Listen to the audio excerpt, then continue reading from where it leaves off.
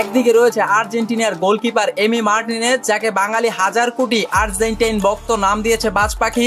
অন্যদিকে রয়েছে ব্রাজিলের গোলকিপার এলিসন বেকার, যাকে ব্রাজিলের ভক্তরা ভালোবেসে নাম দিয়েছে উট পাখি। এই দুই গোলকিপার থেকে কে সেরা, এই বিষয়টি নিয়ে বাঙালি হাজার কোটি ফুটবল ভক্তরা বছরের পর বছর তর্ক বিতর্ক করেই যাচ্ছে। কিন্তু উট পাখির মানবতার ফাঁক এতই বড় যে বল আর উট পাখির হাতে আসে না। হিসাব বোঝো না, দুধু খাও।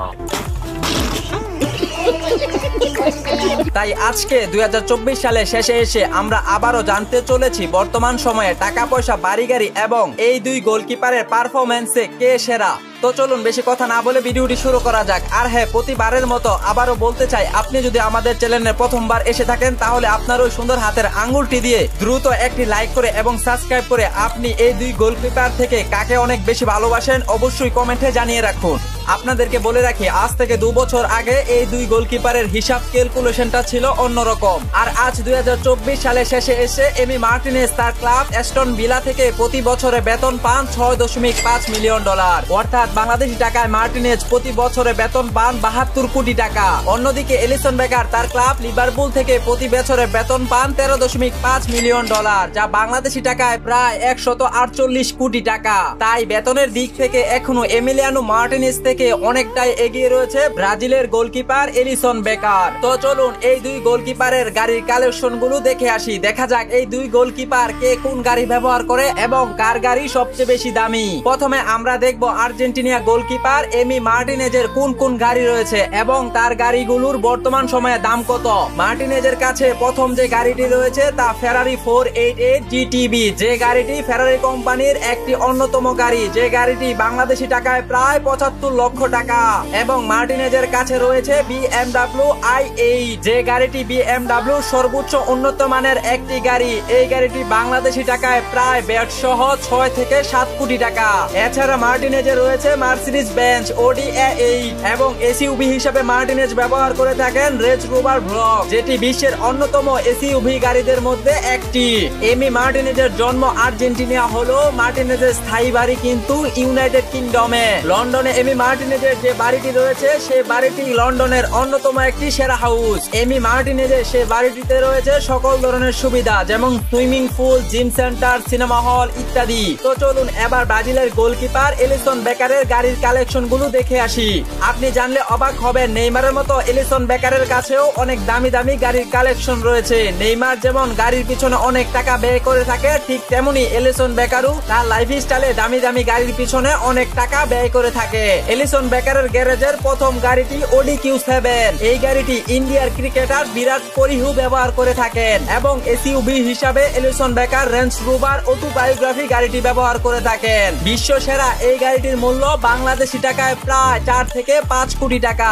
এছাড়া বেকারের কাছে রয়েছে মার্সিডিজ বেঞ্জের মার্সিডিজ AMG G63, যে গাড়িটি বাংলাদেশি স্বৈরাচারী শেখ হাসিনা সরকার থাকা অবস্থায় ব্যবহার করতেন। এছাড়া এই মার্সিডিজ AMG G63 দুবাইয়ের রাজপুত্রর কাছে রয়েছে, তাও আবার সেই গাড়িটি সোনা দিয়ে মরানো। এছাড়া এলিসন বেকারের রয়েছে মার্সিডিজ বেঞ্জ 350D গাড়িটি। এই গাড়িটি বলিউডের সবচেয়ে বেশিরভাগ সুপারস্টাররাই ব্যবহার করে থাকেন। এলিসন বেকারের বাড়ির কথা বললে বেকারের লন্ডন এবং ব্রাজিলে বেশ কয়েকটি বাড়ি রয়েছে। সেই সকল বাড়িতে রয়েছে বেশ কিছু সুবিধা, যেমন 5 স্টারের হোটেলে যা থাকে এলিসন বেকারের বাড়িতেও ঠিক তেমনটাই রয়েছে। এলিসন বেকারের বাড়িগুলো পৃথিবীর লাক্সারিয়াস বাড়িগুলোদের মধ্যে অন্যতম। তো এই দুই গোলকিপারের বাড়ি গাড়ি সম্পদ তো সবই দেখলাম, এবার চলুন এই দুই গোলকিপারের খেলার পারফরম্যান্স এবং ক্লাব ফুটবলে ও আন্তর্জাতিক ক্যারিয়ারে কে কতটা শিরোপা জিতেছে এবং ব্যক্তিগত জীবনে কে কতটা আন্তর্জাতিক খ্যাতি সম্পূর্ণ পুরস্কার পেয়েছে সে সম্পর্কে এক নজর জেনে নিই। তো আপনাদেরকে বলে রাখি, একজন গোলকিপারের সর্বপ্রথম যে বিষয়টা অত্যন্ত গুরুত্বপূর্ণ সেই বিষয়টা হচ্ছে একজন গোলকিপারের উচ্চতা। এই উচ্চতার মাধ্যমে একজন গোলকিপার তার সর্বোচ্চ সেরাটা বের করে নিয়ে আসতে পারে। তো এই দুই গোলকিপারের উচ্চতার দিক থেকে এমিলিয়ানো মার্টিনেজের উচ্চতা 6 ফুট 5 ইঞ্চি, অন্যদিকে এলিসন বেকারের উচ্চতা 6 ফুট 3 ইঞ্চি। অর্থাৎ উচ্চতার দিক থেকে এলিসন বেকার থেকে মার্টিনেজ এগিয়ে রয়েছে।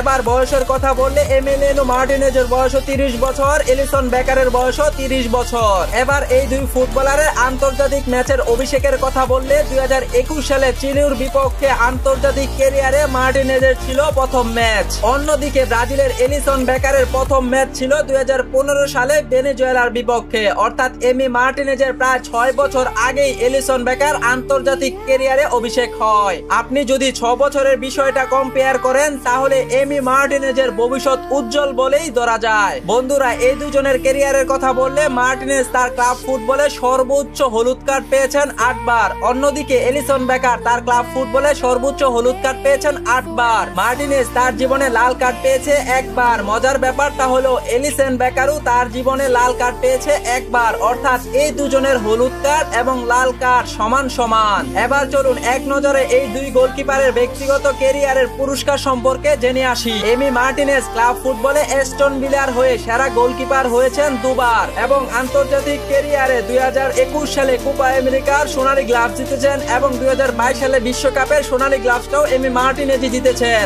শুধু তাই নয়, 2024 সালের কোপা আমেরিকার সোনালী গ্লাভসটাও এমি মার্টিনেজই নিয়েছেন এবং ফিফা বর্ষসেরা পুরস্কার জিতেছেন 2022 সালে 1 বার এবং 2024 সালে 1 বার, মোট 2 বার। অন্যদিকে এলিসন বেকার 2018 সালে প্রিমিয়ার লিগের গোল্ডেন গ্লাভস জিতেছিলেন 1 বার এবং 2019 সালে ফিফা বর্ষসেরা গোলকিপার পুরস্কার জিতেছেন 1 বার। এবার চলুন এই দুই গোলকিপারের হাত ধরে ব্রাজিল এবং আর্জেন্টিনা কে কতটা শিরোপা জিতেছে তা এক নজরে দেখে আসি। এ পর্যন্ত এই দুই গোলকিপারের হিসাবটা ছিল মোটামুটি বরাবর, কিন্তু এলিসন বেকার ব্রাজিলের হয়ে তেমন কোনো আন্তর্জাতিক মানসম্পন্ন অর্থাৎ কোপা আমেরিকা কাপ এবং বিশ্বকাপ কোনো শিরোপারই হাত ছোঁয়া পায়নি। কিন্তু অন্যান্য কাপ যেমন ফিফা ফেডারেশন কাপ এবং ক্লাব ফুটবলে প্রিমিয়ার লিগ চ্যাম্পিয়ন এ সকল সব মিলিয়ে শিরোপা জিতেছেন 5 বার। অন্যদিকে এমি মার্টিনেজ 2021 সালে আন্তর্জাতিক ক্যারিয়ারে অভিষেক হয়েই 2021 সালের কোপা আমেরিকা কাপ এবং 2022 সালের বিশ্বকাপ এবং 2024 সালের কোপা আমেরিকা কাপটাও এমি মার্টিনেজ বাজ পাখির মতো ঝাঁপিয়ে পড়ে তার নিজের দলের ঝুড়িতে নিয়ে নিয়েছেন। এমি মার্টিনেজ ক্লাব সহ সর্বমোট শিরোপা জিতেছেন 6 বার, যার ভিতরে আন্তর্জাতিক খ্যাতি সম্পন্ন অর্থাৎ বিশ্বকাপ এবং কোপা আমেরিকা কাপ ছিল 3টি।